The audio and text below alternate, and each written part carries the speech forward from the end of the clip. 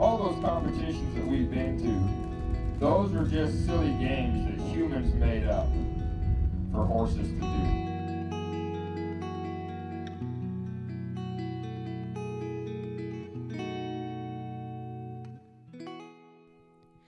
For Cal Middleton, it's not about style points, the proper gait, or overall performance of a horse.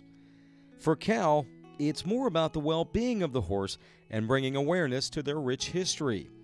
One might even call him the ambassador of equine.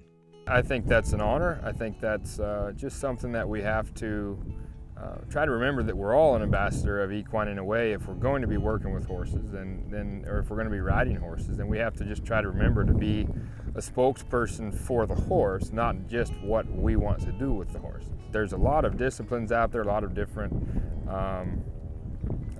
jobs we can choose to do with horses, but we have to remember those are all just things that humans made up to do with horses, and it's not like the horse said, hey, here's what I want to do.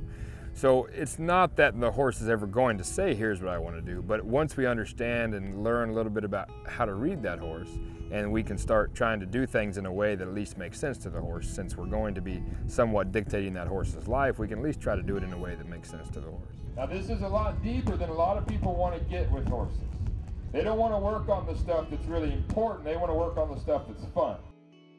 A self-proclaimed authentic cowboy, Cal has been around horses his entire life and has worked and learned from some of the top horsemen the industry has to offer. People like Peter Campbell, who learned directly from Tom Dorrance, the man many consider the original horse whisperer. This isn't a gift that I was born with, I don't feel like. I do feel like that I have to appreciate and be thankful and grateful that I was born with the ability to help teach people, and I was born with some abilities to be able to try to take concepts and then minimize them down and then try to teach them to other people.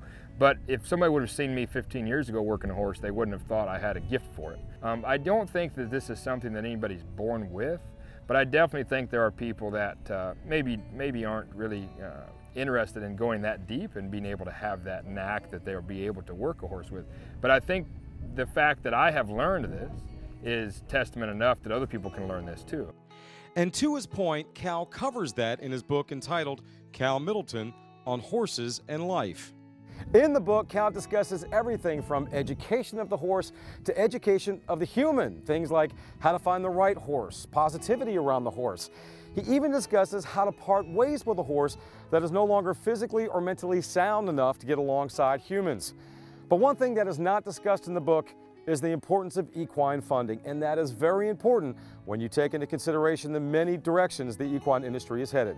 I think the difficulty with trying to find funding for it sometimes is because there are so many people out there doing it, and it's hard to see the validity in what a lot of people are doing. I think horses have a healing power, if you will, and I don't mean that supernaturally. I just mean that there's something about working with horses that can really do people some good, and I think we have to keep that in mind.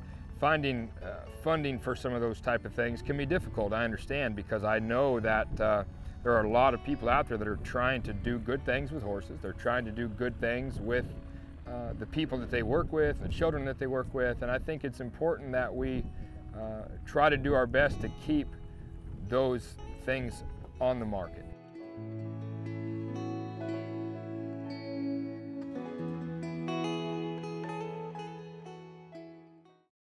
Very interesting perspective. And one way you can help fund the equine industry here in Georgia is by purchasing the new specialty Georgia equine license plates. For every plate that is purchased, $10 helps support events such as Youth Day at the Capitol and speakers at Sunbelt Expo. For more information on the tag, just visit the Georgia Motor Vehicles Division websites.